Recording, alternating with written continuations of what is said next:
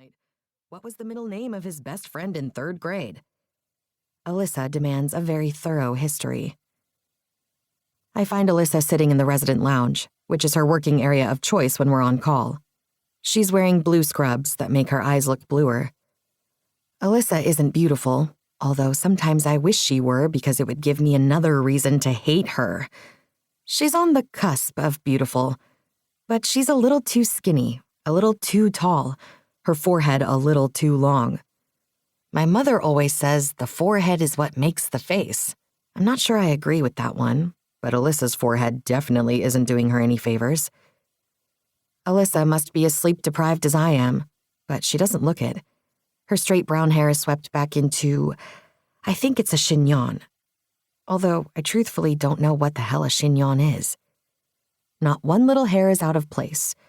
Her eyes aren't bloodshot and don't have little purple circles under them like I know mine do without even looking in a mirror. And she smells good. Nothing in this hospital smells good, except somehow Alyssa does. "Hi," I say timidly. Alyssa is flipping through her index cards. She carries around a pack of index cards on which she catalogs information about all our patients, and possibly one about me too. My biggest fantasy is stealing her index cards and watching her flounder.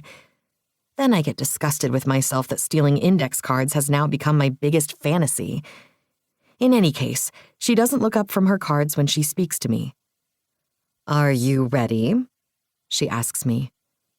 She's not really asking me if I'm ready.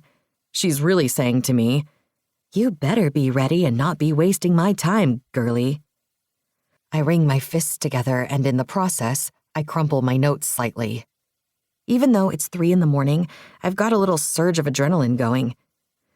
"I'm ready," I say, with all the finality of someone pledging her marriage vows. Alyssa gestures at the couch across from her. I'm not allowed to actually sit next to her while we talk. I'm lucky she lets me sit at all. I can imagine her forcing me to stand at the doorway, maybe on one foot. Before I can open my mouth, Alyssa says, "What took you so long?" "Huh?" I say. I have no clue what she's talking about.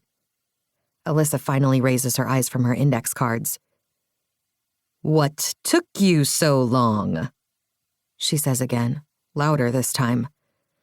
My hands are sweaty. I wipe them on the couch and leave behind 2 little sweat stains. I'd be embarrassed if I wasn't so tired, and also this couch is very possibly the dirtiest couch in the history of the world. Probably 20 years worth of cafeteria food stains this couch. If anything, my sweat made it cleaner. "I don't know what you mean," I finally admit.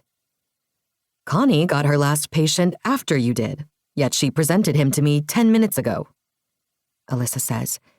She puts down her index cards and folds her arms across her chest. "Why are you so slow, Jane?" Connie, like me, is a lowly intern in her first year of post-medical school training.